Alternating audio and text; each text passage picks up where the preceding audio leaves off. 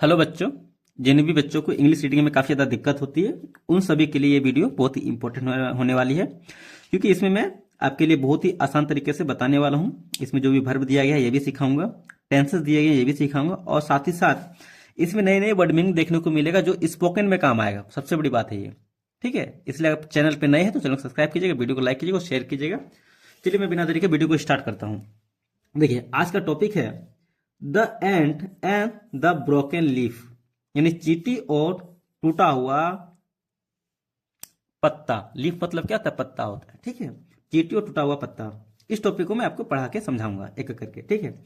One rainy day, एक बरसात के दिन। रेनी मतलब क्या होता है? बरसात होता है, ठीक है। एक बरसात दिन a small ant was walking, एक छोटा चींटी वॉज वॉकिंग टहल रहा था, होम घर पर, with a piece of food. Piece मतलब विथ मतलब क्या? साथ। अ पीस ऑफ फूड यानी भोजन का एक टुकड़ा लिए, भोजन का एक टुकड़ा लिए वह अपने ही घर पे टहल रहा था। अब यहाँ पे ध्यान दीजिए, वॉक मतलब होता है टहलना। वॉक के बाद यहाँ पे भी फोर का यूज किया है, वॉकिंग मतलब टहल रहा। यहाँ पे एंट है चींटी, चींटी हो गया सब्जेक्ट। उसके बाद क्या है? वास का प्रयोग हुआ है, यानी ये है हेल्पिंग वर्ब। अगर सब्जेक्ट के बाद हेल्पिंग वर्ब आता है, उसके बाद अगर वर्ब में अगर आईएनजी का प्रयोग होता है तो हो जाएगा पास्ट कंटिन्यूअस टेंस। समझ में आया? एक टेंस यहां से क्लियर हो गया। स्मॉल क्या है? ये है एडजेक्टिव, यानी ये क्या? विशेषता बतलाता है। चींटी के साथ छोटा था, ठीक है, यहां तक कोई दिक्कत नहीं है। होम क्या है? ऑब्जेक्ट है। ये भी क्या है? ये एक फ्रेज है। अ पीस ऑफ फूड यानी भोजन का एक टुकड़ा। अगर अ पीस ऑफ लैंड तो क्या होता है? जमीन का एक टुकड़ा। अगर पीस ऑफ कुछ भी रहता समथिंग तो क्या हो जाता है? उसका एक टुकड़ा। यहाँ पे भोजन की बात करें इसलिए क्या हो जाएगा? ये भोजन का टुकड़ा। इसको याद रखिएगा, ठीक है। अगर ए पीस ऑफ पेपर तो क्या होता है? पेपर का एक टुकड़ा, ये मतलब होता है, ठीक है। अ पीस ऑफ का मतलब होता है एक टुकड़ा। इसको हम स्पोकन में यूज कर सकते हैं। समझ में आया? अब आगे देखिए। सडनली अचानक द विंड ब्लो स्ट्रॉन्ग, अचानक क्या हुआ? हवा ब्लो स्ट्रॉन्ग मतलब तेजी से बहने लगा। BLOW, ब्लो मतलब होता है बहना। यहाँ पे ब्लो का यहाँ पे V2 का यूज किया है, बिलो, ठीक है, मतलब तेजी से बहने लगा। The ant lost her balance, चींटी अपना संतुलन खो दिया। सही बात है, अगर तेजी से हवा अगर बहने लगेगा तो चींटी क्या कोई भी अपना संतुलन खो देगा। तो यहाँ पे चींटी अपना संतुलन खो दिया। लॉस्ट, लॉस्ट मतलब होता है खोना। चींटी क्या किया? अपना संतुलन खो दिया। She fell into a small stream and began to struggle. वह फील इनटू मतलब गिर गया, किसमें? एक छोटी स्ट्रीम मतलब एक छोटी धारा में, जैसे नदी की धारा होती है ना उसी में, ठीक है, या फिर नाले का धारा होगा उसी में। यानी स्ट्रीम मतलब क्या था? धारा। वह क्या था? गिर गया एक छोटी धारा में। एंड बिगेन टू स्ट्रगल, और कोशिश करने लगा बचने की।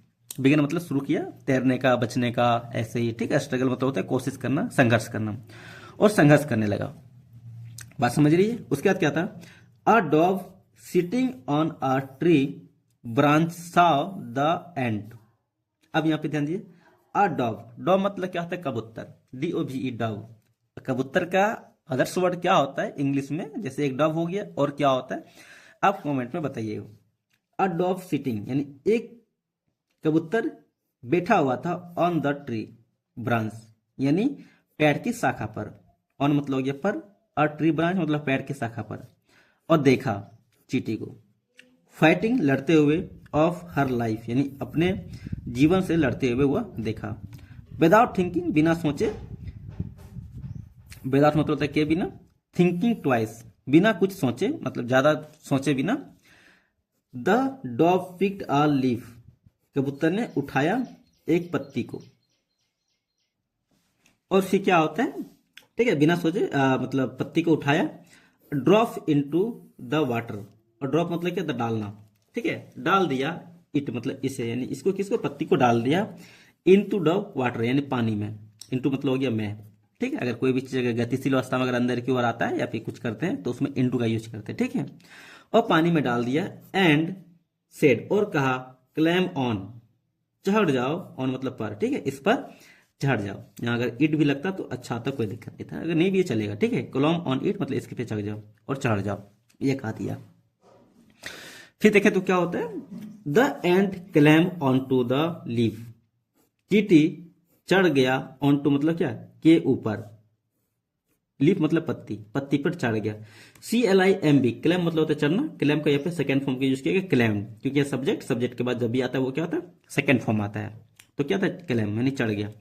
और ये थर्ड फॉर्म भी यही होता है, क्लैम्बिक होता है। ऑन टू मतलब पर हो गया, ठीक है, लीफ मतलब पत्ती हो गया, जाते जानते ही हैं, ठीक है। एंड और स्लोली रिच द शोर, और धीरे धीरे पहुंचा, रिच मतलब होता है किनारे, मतलब रिच मतलब पहुंचा, और शोर मतलब होता है कि किनारे, यानी धीरे धीरे क्या हुआ, किनारे पे पहुंचा, नदी के किनारे, तालाब के किनारे, इसको बोलते हैं शोर, और किनारे पे पहुंचा। स्लोली मतलब हो गया धीरे धीरे। सी लुक्ड अप एंड सेड, वह देखा उसके ऊपर, एंड का एंड सेड और कहा। सेम इस होता है ना, यहाँ पे से का सेकंड फॉर्म का यूज किया गया सेड, मतलब कहा, और थर्ड फॉर्म भी यही होता है, यहाँ देखिए, ठीक है। और लुक मतलब होता है देखना, लुक का यहाँ भी सेकंड फॉर्म और थर्ड फॉर्म है, तो यहाँ पे जब भी सब्जेक्ट हुआ, सब्जेक्ट के बाद जब भी आएगा वो क्या होगा, सेकंड फॉर्म होता है, याद देखिए, ठीक है। लुक लुक लुक ये होता है इसका। और कहा थैंक यू डियर डॉग, प्यारे कबूतर, यू सेव माई लाइफ, तुमने बचाया मेरे जीवन को। माई लाइफ का मतलब होता है मेरा जीवन, सेव है यहाँ पे, तो सेव का सेकंड फॉर्म का यूज किया गया सेव्ड, मतलब बचाया, ठीक है। थर्ड फॉर्म भी यही होता है, सेव्ड भी होता है ना। देखिए तो अ फ्यू ड लेटर, यानी कुछ दिनों बाद, लेटर मतलब होता है बाद, फ्यू मतलब होता है कुछ, डे मतलब दिनों, यानी अ फ्यू डेज लेटर मतलब कुछ दिनों बाद, अ हंटर कम, एक शिकारी आया, टू द फॉरेस्ट, जंगल में। यहाँ पे इन भी लिख सकते, चलता, लेकिन यहाँ पे टू कोई भी चलेगा, कोई दिक्कत नहीं है। एक शिकारी जंगल में आया, कम मतलब होता आना, यहाँ पे कम का सेकेंड फॉर्म का यूज किया गया कैम, तो क्या जाए आया। सी ही साव द डॉग, उसने देखा एक कबूतर को, ऑन अ ब्रांच, ब्रांच मतलब हो गया शाखा, शाखा पर, एंड एम हिज एरो, और निशाना लगाया अपने तीर का, एरो मतलब होता है तीर का, ठीक है। एट हर यानी उसके ऊपर। अब यहाँ पे समझिएगा थोड़ा सा, अब शूट लेटर तो समझ में आ गया, हंटर मतलब क्या, शिकार, ये भी समझ में आ गया, यहाँ तक कोई दिक्कत नहीं। फॉरेस्ट मतलब जंगल होता है। सी, सी मतलब होता है देखना, सी का यहाँ पे सेकंड फॉर्म का यूज किया गया साव, मतलब देखा। ड मतलब कबूतर, तो पता चली गया। On the branch, on A branch यानी एक शाखा पर बैठा हुआ था। और एम मतलब होता है AIM, मतलब होता है निशाना लगाना सॉरी, एम मतलब होता है निशाना लगाना, यहाँ पे एम का सेकंड फॉर्म का यूज किया गया एम्ड, मतलब हो गया निशाना लगाया। एरो मतलब होता है तीर, ठीक है। और हर मतलब उससे जानते ही होता है। अब यहाँ पे देखिए देखिए, the end was near by and Sao everything, चीटी पास में ही था। वास नियर बाय मतलब पास में था, पास था, नियर मतलब पास, यहाँ पे वास है इसलिए क्या था, चीटी पास था और देखा। एवरीथिंग सब कुछ। सी मतलब होता है देखना, सी का यहाँ पे सेकेंड फॉर्म का यूज किया गया है साव, और थर्ड फॉर्म होता है सीन, ठीक है। सी साव सीन, सब कुछ देखा। सी थॉट, उसने सोचा, नाउ अब it is my turn to help, अब यह मेरी पारी है, ठीक है, यह मेरा पारी है हेल्प करने का, टू हेल्प मदद करने का, ठीक है। माई टर्न मतलब मेरी पारी, टर्न मतलब होता है क्या, पारी, या मेरा पारी है मदद करने का, ठीक है। आगे देखें तो, the ant quickly ran to the hunter and bit his paw, चीटी जल्दी से गया। रन मतलब क्या था, दौड़ना होता है, यहाँ पे रन का सेकेंड फॉर्म का यूज किया गया दौड़ना,